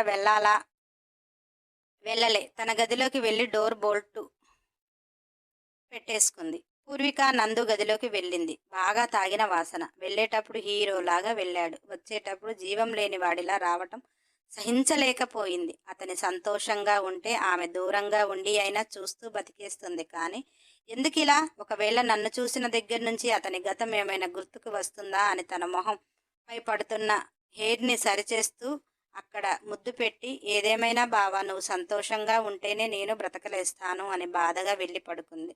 ఒళ్ళు అలసి మనసు అలసి కొత్త చోటు అయినా నిద్రలో జారుకుంది. పూరీ వాటరే అనే మాటలు ఆమె చెవిలోని వినబడగానే ఉలిక్కిపడి లేచి కూర్చుంది. చుట్టూ చూసింది. అదంతా ఆమె భ్రమ అనిపించింది. వెంటనే రూమ్లో నందు గుర్తుకు వచ్చి స్పృహ లేకుండా తాగాడు. అతనికి మంచినీళ్ళు అవుతున్నాయేమో అని ఫ్రిడ్జ్లో వాటర్ తీసుకుని మెల్లిగా రూమ్ డోర్ తీసింది. అతని పెదవులు ఎండిపోయి గొంతు తడారిపోయి వాటర్ వాటర్ అనే మాట అర్థమయ్యి ఒక్క పరుగున వచ్చి మెల్లిగా అతని తల లేపి బాటిల్ అతని పెదవుల దగ్గర పెట్టింది. బాటిల్లో ఒక్క చుక్క లేకుండా మొత్తం తాగేశాడు. వెంటనే నిద్రలోకి పోయాడు. తెల్లవారుతుంది. ఎవరన్నా లేస్తారేమో అని గబాగబా నందుని చూసుకుని బయటికి వచ్చింది. గేటుకు తాళం వేసి ఉండటం వల్ల చుట్టూ చూసింది. ఎక్కడా కనిపించలే రవి. లోపల వరకు చక్కగా ఊడ్చి నీళ్లు పెట్టింది. ఇల్లు ఊడ్చుకుంది. మాఫ్ వేసింది. ఆ దేవుడి గదిలో ఎవరు అడుగు పెట్టరేమో బూజులు పట్టినట్టుగా అనిపించి చిన్న గది కదా త్వరగానే క్లీన్ చేసి ఫోటోలు కూడా నీట్గా తుడిచిపెట్టింది. బయటికి వస్తుంటే రవి గేటు తీస్తున్నాడు. పూరి మళ్ళీ చీపిరి బకెట్తో వాటర్ తీసుకువెళ్ళి బయట చక్కగా ఊడ్చింది. నీళ్లు కొట్టి వచ్చింది. ఆల్రెడీ ఇంటి ముందు మంచి ముగ్గు పెట్టింది. అంతకంటే మంచి ముగ్గు గేటు దగ్గర పెట్టింది. తర్వాత ఎర్రటి మందారాలు పూలు ఇరగబూసి కనపడుతుంటే అవి తీసుకుని వచ్చి దేవుడి గదిలో పెట్టింది. స్నానం చెయ్యాలి అనుకుంటుంది కానీ నిన్నంటే నందు రూంలో చేసింది. సంగీత అతనికి ఎదురే పడవద్దు అన్నది అని బయటకి వెళ్ళి రవిని చూస్తూ అన్న బయట బాత్రూమ్లున్నాయా అన్నది. రవి నా గది పక్కన వెనకాల ఉన్నది అన్నాడు. పూర్విక సైలెంట్గా వెళ్ళి రవి బాత్రూంలో స్నానం చేస్తూ సోప్ చూసింది. అది రవి యూజ్ చేసింది కదా. ఆమె మనసు ఒప్పలేదు. నిన్న ఆమె తెలుసో తెలియకో వాడింది, అది నందు వాడింది అని ఇప్పుడు గుర్తుకు వచ్చి ఆమె ఒళ్ళు పులకరించింది. మొహానికి పెట్టుకుందాము అనుకున్న పసుపుని ఒళ్ళంతా పల్చగా రాసి గట్టిగా నలిపి స్నానం చేసింది. అందులోనే లంగా ఓని వేసుకుని బయటికి వస్తుంటే రవి పూర్విని చూస్తూ మైమరిచిపోతున్నాడు. ఈ పిట్ట ఇంట్లోనే ఉంటది అని అనుకుంటున్నాడు కానీ పూర్విక అన్నయ్య అంటుంది అనేది జ్ఞానం మర్చిపోయాడు. పూరి చక్కగా పూజ చేసుకుంది. దేవుడికి మనసారా దండం పెట్టింది. ఎట్టి పరిస్థితిలో కూడా నా బావ ఇంట్లో పాచి పని చేసుకుంటానైనా ఉంటాను కానీ అతని నుంచి నన్నైతే దూరం చేయవద్దు. ఎందుకంటే అతను లేని ప్రపంచంలో నేను బతకలేను. నా బావకు నన్ను దూరం చెయ్యాలి అనే ముందు నా ప్రాణం తీసుకుపో అని దేవుడికి దండం పెట్టుకుని చక్కగా సేమియా పాయసం నైవేద్యంగా పెట్టింది. అంతా పని అయినా ఎవ్వరూ లేవలేదు.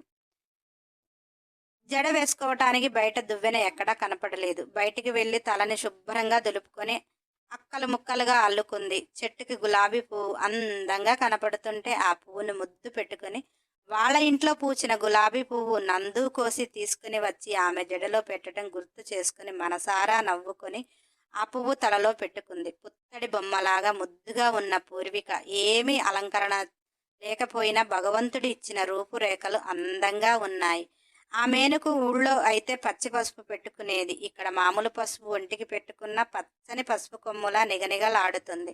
ఆమె నుదుటిన ఎర్రని కుంకుమ ఆమె అందాన్ని మరింత అందంగా ఆమె జుట్టుని అందంగా చేస్తుంది. ఆమె జుట్టు ఇన్ని రోజులు బావపై బెంగ పెట్టుకుంది కదా, కాస్త ఊడి అవి వచ్చి రాకుండా బేబీ హెయిర్ బాగా ముఖం మీదికి వస్తుంది. అది కూడా అందాన్ని తెచ్చిపెట్టింది ఆమెకు. అలా వంటగదిలో ఏదో పని చేస్తుంది. ఎంత పని చేసినా పొద్దు పోవటం లేదు. ఎవ్వరూ బయటికి రావటం లేదు. పెరట్లోకి వెళ్దామంటే రవి చూసే చూపులు చిరాగ్గా అనిపిస్తున్నాయి. ఏమీ తోచక వంటగదిలో నుంచి ఎన్నిసార్లు బయటికి చూసిందో. చేసిన టిఫిన్లు టేబుల్ మీద పెట్టింది. ప్రతాప్ గారు వచ్చి సోఫాలో కూర్చోగానే చక్కగా టీ పెట్టి అతనికి ఇచ్చి తాను వెళుతుంటే ఇక్కడ కూర్చుని తాగమ్మా అన్నాడు. పూర్విక వద్దులే బాబాయి, అక్క చూస్తే తిడుతుంది.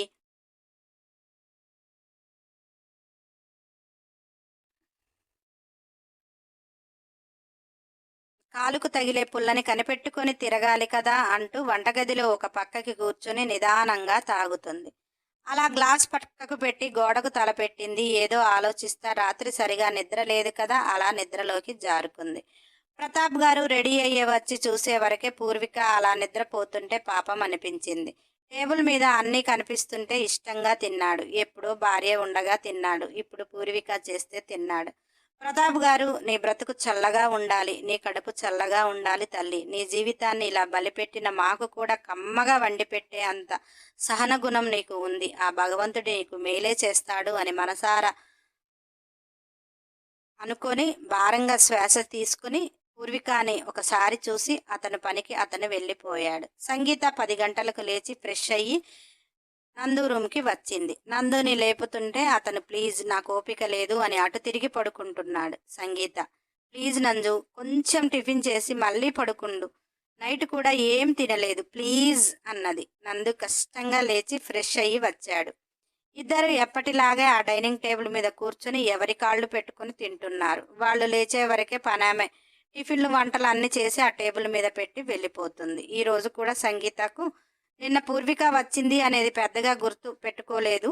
ఆమెకు అంత అవసరం కూడా అనిపించలేదు. కానీ టేబుల్ మీద నీట్గా కనిపిస్తున్న టిఫిన్ చూస్తూ తను ఇష్టమైనవి తాను పెట్టుకుని తింటుంది. నందు కూడా తినబుద్ధి అవటం లేదు. కానీ సంగీత కోసం కష్టంగా లేచాడు. అక్కడ ఉన్న ఒక డిష్ మూత తీయగానే అతని ముక్కుకి ఘమఘమ వాసన రాగానే మనసుకు హాయిగా అనిపించింది. వెంటనే పూరీలు పెట్టుకున్నాడు. సంగీత, అదేంటి నందు, నువ్వు పూరీలు తినవు కదా అంటుంటే, నందు, నాకు పూరీలలో పూరి కర్రీ నచ్చదు, అందుకే నేను పూరీలు ఇప్పటి వరకు తినలేదు కానీ అంటూ నూరిన టమాటా పచ్చడి చూపిస్తూ దీంట్లో పూరీలు చాలా బాగుంటాయి అని ఆ పచ్చడి వేసుకుని ఇష్టంగా పూరీలు తింటున్నాడు. సంగీత నందుని బాగా అబ్జర్వ్ చేస్తుంది. గతంలో ఎప్పుడు పూరి అన్నా కానీ నాకు ఇష్టం ఉండదు అనేవాడు. ఈరోజు అంత ఇష్టంగా అని ఆలోచిస్తుంటే అప్పుడు గుర్తుకు వచ్చింది నిన్న వచ్చిన పూర్విక. చుట్టూ చూసింది, ఎక్కడా కనిపించలే. అసలు ఇంట్లో ఉందా లేదా అన్నట్టుగా అనిపించింది. ఎందుకంటే వంటగది కూడా కటన్ను ఉండటం వల్ల. పూర్విక కనిపించలేదు కానీ ఇల్లు మాత్రం నీట్గా అనిపించింది. తను లేచినప్పుడే మంచి స్మెల్ అనిపించింది. పర్వాలే, మాట మీద ఉండే మనిషే అనుకుని ఇద్దరు టిఫిన్ చేసి కౌచ్లో కూర్చుని టీవీ ఆన్ చేసి టీవీ చూస్తున్నారు. ఆ సౌండ్కి పూర్వికకి మేలుకువ వచ్చింది. మెల్లిగా లేచి బయటకు చూసింది. డైనింగ్ టేబుల్కి కర్టన్ అడ్డంగా ఉండటం వల్ల హాల్లో ఉన్న వాళ్ళు కనిపించరు అనేసి మెల్లిగా ఆకలి అవుతుంటే టేబుల్ దగ్గరికి వెళ్ళి చూసింది. తిన్న ప్లేట్లు అక్కడే ఉన్నాయి. నందు తినే విధానం తనకు తెలుసు. పూరీలలో టమాటా చట్నీ ఇష్టంగా తింటాడు. ఆ పూరి తినుకుంటూ, అత్త ఈ పూరీలు ఎంత బాగున్నాయో అంటూ పూర్వికాని ఉడికిస్తూ ఏడిపిస్తూ తింటూ, వనజాక్షి చూడటం లేదు అన్నప్పుడు నా పూరి అంటే నాకు ఎంత ఇష్టమో ఈ పూరీలు అన్నా అంత ఇష్టమో అని కన్ను కొట్టి మరీ చెప్పేవాడు. అలా వెళ్ళేటప్పుడు ప్లేట్లో చట్నీ వదిలేసి వెళ్ళేవాడు. వనజాక్షి తిడుతూ పూర్వికాని తినమనేది. పూర్విక ఇష్టంగా తినేది. ఇప్పుడు అతని మెదడు పనిచేయట పోయినా కానీ అలవాటు ప్రకారం అందులో చట్నీ ఉంచి వెళ్ళాడు. పూర్విక టేబుల్ మీద మొత్తం సర్ది ఆ ప్లేట్లో పూరీలు పెట్టుకుని వంటగదిలో ఒక పక్కకి కూర్చొని ఆమె కళ్ళు వర్షిస్తూనే ఉన్నాయి. అయినా పూరీలు తింటుంది. ఎంత ఇష్టంగా తిన్నదో. అలా తినేసి అన్నీ క్లీన్ చేసి వంట చేయటానికి ప్రతాప్ గారు వస్తారో లేదో ఏది చెప్పలేదు అని అన్నీ రెడీగా పెట్టింది. సైలెంట్గా మళ్ళీ అక్కడే కూర్చుంది. నందుకు నిన్నటి నుంచి జరుగుతున్నది ఒక్కొక్కటి మనసుకు చేరి అతని బాధిస్తున్నట్టు అనిపిస్తుంది. ఆ పూరీలు తిన్నాక ఏదో జ్ఞాపకం వస్తున్నట్టు అనిపిస్తుంది. కానీ ఏమీ అర్థం కావటం లేదు. సంగీత నందుని అలా చూస్తూ బాధగా అనిపించింది. రోజు ఇంట్లో ఎవ్వరూ లేక ఇద్దరు ఎంత సరదాగా ఉండేవాళ్ళు. ఒక్కసారిగా మూగబోయినట్టు అనిపించింది. అలా చూస్తూ ఉండలేక, నువ్వు రెస్ట్ తీసుకో నందు, నేను నా ఫ్రెండ్ దగ్గరికి వెళ్తాను అంటుంటే, నందు సరే అని తన రూంలోకి వెళ్ళాడు. సంగీత కార్ దగ్గరికి వెళ్తుంటే ఇంటి ముందు ముగ్గు చూసి చిరాగ్గా అనిపించింది. గేటు ముందు ముగ్గు చూసి అంతకంటే చిరాగ్గా అనిపించింది. వెళ్ళిపోయింది. నందు ఎంత ఆలోచించినా ఏమీ అర్థం కాక టాబ్లెట్లు వేసుకుని పడుకున్నాడు. పూర్వికకి ఏమీ తోచలేదు.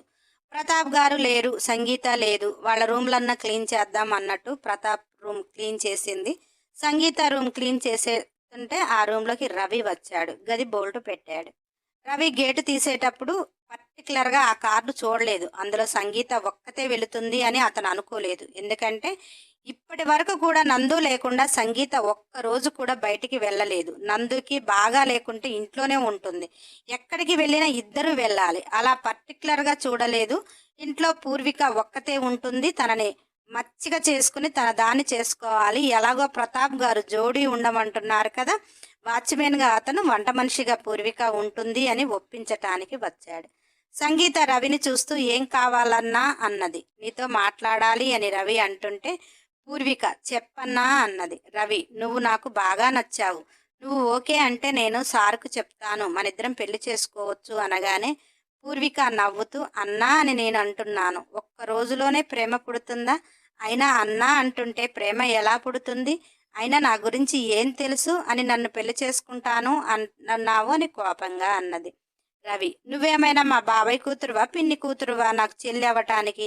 నీకు నాకు నచ్చితే పెళ్ళయ్యాక బావా అను, ఎవరు వద్దంటున్నారు అని అంటుంటే పూర్విక కూడా ఇంట్లో ఎవ్వరూ లేరని రవి ఇలా చేస్తున్నాడని ఆమెకు అర్థమైంది. నందు కూడా ఆ కారులో వెళ్ళాడు అని అనుకుంటుంది. తనకు కొంచెం భయంగా అనిపించింది. అన్న, నువ్వేదైనా మాట్లాడాలంటే సార్ వచ్చాక మాట్లాడు. ముందు ఇంట్లో నుంచి బయటికి వెళ్ళు అని కోపంగా అన్నది. రవి, ఏంటి ఇల్లు నీది అన్నట్టు బిల్డప్ ఇస్తున్నావు? పెళ్లి తర్వాత అయినా చేసుకోవచ్చు. ఇంట్లో ఎవ్వరూ లేరు. ఏసీ గది, మెత్తటి పరుపు మంచాలు, ముందు శోభనం చేసుకుందాము అని అడుగులు వేస్తూ పూర్విక చెయ్యి పట్టుకున్నాడు. అంతే, పల్లెటూరు అమ్మాయి, కష్టం చేసిన అమ్మాయి. వాడిని మంచం మీదికి ఒక్క తోపు తోసి బయటికి పరుగులు పెట్టింది. వాడు కోపంతో హాల్లోకి వచ్చాడు. నువ్వెటు వెళ్ళలేవు, ఎందుకంటే గేటుకి తాళం వేశాను. ఇప్పుడు ఎవ్వరూ రారు. నువ్వు మంచి మర్యాదగా నాకు సహకరిస్తే ఇద్దరము సుఖపడవచ్చు. లేదంటే కసాకసాలాడుతున్న నిన్ను అనుభవించాక ఇక్కడ ఉన్నా ఒకటే, పోయినా ఒకటే. నేను నన్ను ఎలాగూ పంపించలేరు, ఎందుకంటే ఇంటిని అంతో ఇంతో కాపాడుతుంది నేనే. అలాగైనా మనిద్దరికీ ముడేస్తారు అని పూర్విక మీదికి వస్తున్నాడు. పూర్వికకి ఏమీ అర్థం కావటం లేదు. వాడేదో తనని చేస్తాడని కాదు, కానీ ఆమె బావ ముందు ఏం మాట్లాడతాడో అని బాధ, వేదన. అంత తెగబడిన వాడు, ఆమెను కోరుకుంటున్నవాడు. నిన్న ప్రతాప్ గారు జోడా కావాలి అనటం, వీడు అనే మాటలు, వీడు ఏదైనా మాట్లాడతాడు అని రూమ్లో అందకుండా పరుగులు పెడుతుంటే వాడి కోపం వచ్చి పూరిని గట్టిగా పట్టుకుని సోఫా మీద విసిరి ఆమె మీదికి చేరుతుంటే ఇక పూర్విక వాడిని పిచ్చి పిచ్చిగా తిడుతూ వాడిని గట్టిగా తోసేసింది. వీడికి చావు మోడింది అని కోపంతో చుట్టూ వెతుకుతుంది. రవికి పూర్విక అలా తోసేయటం వల్ల దెబ్బ తగిలి కచ్చా పెరిగి, ఆడదానికి ఇంతానా అని ఆమె జుట్టు పట్టుకోవడానికి పూర్వికకి కోపం వచ్చింది. ఇద్దరు పెనుగులాడుతూ వెళ్ళి నందు డోరు తగులుతున్నారు. నందుకు డోర్ శబ్దం అవుతుంటే తలుపు తీశాడు. అప్పటికి పూర్వికాని కింద పడేసి ఆమె మీదికి చేరటానికి ప్రయత్నిస్తుంటే డోర్ శబ్దానికి ఇద్దరూ అటు చూడగానే రవి గబాలన సర్దుకుని నిలబడ్డాడు. పూర్విక సెకండ్లో లేచి బావా అని గట్టిగా నందుని హగ్ చేసుకుంది. అతని గుండెల్లో వాలిపోయింది. నందుకి పూ పూ అంటూ ఆమెను హగ్ చేసుకుని అలాగే కింద జారిపోయాడు. పూరి నందుని వడిలో పెట్టుకుని బావా బావా అని ఏడుస్తూ లేపుతుంది. అంత క్రితం రవి ఏదో చేస్తాడు అని ఆమె భయపడలేదు, ఏడవలేదు. నందు అలా కూలబడగానే ఆమెకి ఎక్కడలేని దుఃఖం. అలా పూర్విక బాధపడుతుంటే రవి, ఇప్పుడేం చేస్తావే అంటూ ఆమె జుట్టు పట్టి లాగుతుంటే ఒడిలో ఉన్న నందు ఫ్లోర్ మీద పడిపోయాడు. పూర్విక ఆ జుట్టు పట్టిన చేయిని పట్టుకుని చెంగున లేచి వాడిని కాలుతో గట్టిగా ఒక తన్ను తన్ని, అక్కడ స్టాచ్యూ ఉంటే దాన్ని తీసుకుని వాడి హెడ్ మీద ఒక్కటి పీకి దాంతో వాడిని పొడవాలని చూస్తే వాడు దండం పెడుతున్నాడు. అప్పుడు అర్జెంటుగా సార్కు ఫోన్ చెయ్యి అని అంటుంటే రవి గజగజ వణుకుతూ ప్రతాప్ గారికి ఫోన్ చేసి పూర్వికకి ఇవ్వగానే పూర్విక ఏడుస్తూ, బాబాయ్, నా నందు బావ సృహ తప్పి పడిపోయాడు, తొందరగా రండి అని ఏడుస్తుంది. అతను లంచ్ కోసం వస్తున్నాడు. ఇంటి దగ్గరే ఉన్నాడు. వాచ్మెన్ని గేటు తీయమనమ్మా, నేను ఇంటి దగ్గరలోనే ఉన్నాను అనగానే వాడి సెల్లు వాడి మీద విసిరి గేటు తాళం తీయిపో, బాబాయ్ వస్తున్నాడు, నా బావకి ఏమన్నా కావాలి, నిన్ను బ్రతకను కూడా బ్రతకనీయను అని కోపంతో అంటుంటే రవి పరుగులు పెట్టి గేట్ తీశాడు. ప్రతాప్ గారు వస్తే ఇద్దరు కలిసి కారులో హాస్పిటల్కి తీసుకుని వెళ్లారు. పూర్విక కారులో కూడా బావాలే అని ఎంతలా ఏడుస్తుందో. డాక్టర్ వచ్చి ఏం చెప్తాడు అని ప్రతాప్ గారు భయం. నిన్నటి నుంచి పూర్వికాని చూసిన దగ్గర నుంచి నందులో చాలా మార్పు. అతను మేల్కొని గతం గుర్తొస్తే సంగీత ఏమవుతుందో, ఒక పక్క పూర్వికాని చూస్తుంటే పూర్విక పరిస్థితి ఏమిటో ఏమీ అర్థం కాక అసలు ఇంట్లో ఏం జరిగింది అని కూడా ప్రతాప్ గారు అడగలేకపోయారు. పూర్విక ఏడుస్తుంటే సంగీత ఎటు వెళ్ళింది, ఏ రోజు కూడా నందు లేకుండా బయటికి వెళ్ళదు, అటువంటి మనిషి నందుని వదిలిపెట్టి ఎలా వెళ్ళింది అని ఒక ఆలోచన, డాక్టర్ ఏం చెప్తాడు అని ఒక ఆలోచన. అలా డాక్టర్ బయటికి వచ్చి ప్రతాప్ గారితో అతను చాలా స్ట్రగుల్ అవుతున్నాడు. అటు గత జ్ఞాపకాలు, ఇటు ప్రజెంట్కు కూడా రాలేకపోతున్నాడు. అలా ఉంటే అతని హార్ట్ ఆగిపోతుందేమో అనగానే పూర్విక డాక్టర్ కాళ్ళ మీద పడి, అలా అనకండి, మా బావ బతికించే ఏర్పాటు ఉంటే చెయ్యండి, అతను లేకపోతే ఎన్ని ప్రాణాలు పోతాయో అని శోకంగా ఏడుస్తుంటే డాక్టర్ పూర్వికాని లేపుతూ, అతనికి గతమైనా పూర్తిగా గుర్తు రావాలి, లేదా ప్రజెంట్ అయినా పూర్తిగా గుర్తు రావాలి, ఏదో ఒకటైతే అతను బ్రతకగలడు అంటుంటే పూర్విక, నా బావని నేను బ్రతికించుకుంటానండి, నాకు ఒక ఛాన్స్ ఇవ్వండి అన్నది.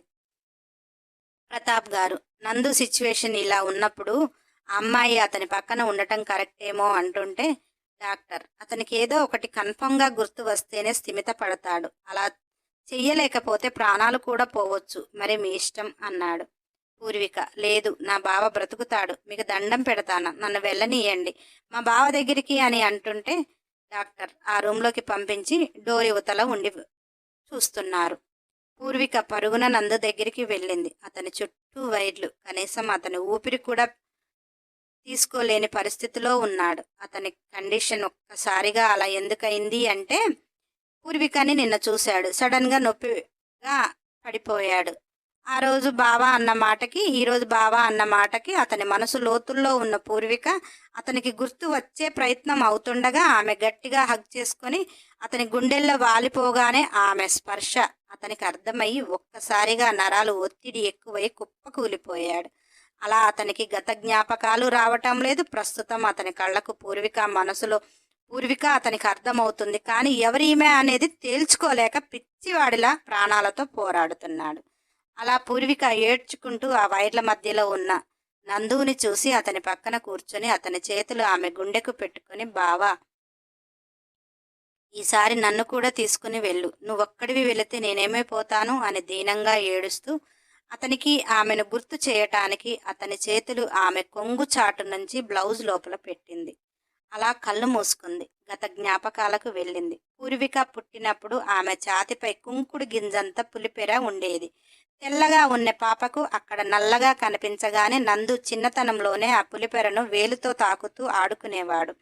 పూర్విక వనజాక్షి దగ్గర పాలు తాగుతూ ఉంటే నందు అత్త పక్కనే కూర్చుని పూర్విక ఛాతిపై అలాగనే ఆడుతూ, ఇదేంటి అత్త అని ఒకసారి అడిగాడు. వనజాక్షి: కొందరికి అలా పుట్టుకతో వస్తాయి నందు, పెద్ద అవుతుంటే రాలిపోవచ్చు, లేదంటే అలానే ఉంటుంది, ఒక్కొక్కరికి ఒక్కొక్కలా ఒక్కొక్క విధంగా, అదొక పుట్టుమచ్చలా అలా ఉండిపోతుంది. అలా పూర్విక మంచంలో ఆడుకునేటప్పుడు నందు దాన్ని అటు ఇటు కదిలిస్తూ ముచ్చట పడిపోయేవాడు.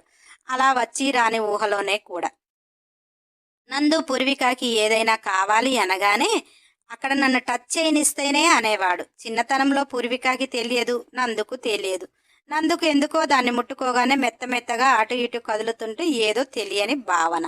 అలా పూర్విక అమాయకంగా నందు అడుగుతుంటే గౌన్ వేసినప్పుడు గౌన్లు కిందికి అని చూపించేది, బ్లౌజులు ఫుల్ బ్లౌజులు వేసినప్పుడు బ్లౌజు కిందికి అని చూపించేది. నందు దాన్ని టచ్ చేసి పూర్వికకి కావాలన్నది చేసేవాడు. అలా పూర్విక పెద్దదవుతున్నప్పుడు నందు అలా అడిగితే సిగ్గుపడిపోయేది, పరుగులు పెట్టేది. అలా మెచ్యూర్ అయినాక నందుకి ఊహ వచ్చి కావాలని పూర్వికని ఏడిపించేవాడు. పూర్విక సిగ్గుతో పారిపోయేది. కానీ నందుకి బాగా కోరికగా ఉండేది. పూర్వికని ఏడిపించటానికైనా కానీ టచ్ చేసేవాడు. అలా చిన్నతనం నుంచి నందు ఆమె పుట్టుమచ్చకు అలవాటు పడటం, ప్రేమ చిగురించినప్పుడు బుగ్గపై ముద్దులు, నుదుటిపై ముద్దులు ఉన్నాయి, కానీ వాళ్ళ ప్రేమలో పెదవుల కలయిక లేదు. పెదవుల కలయిక కంటే కూడా ఆమె గుండె భాగంలో పుట్టుమచ్చని తడవాలి అని నందు బాగా కోరికగా ఉండేది. వయసు పెరుగుతున్న కొద్దీ పూర్వికని నందు మామూలుగా టచ్ చేస్తేనే సిగ్గుతో పరుగులు పెట్టేది.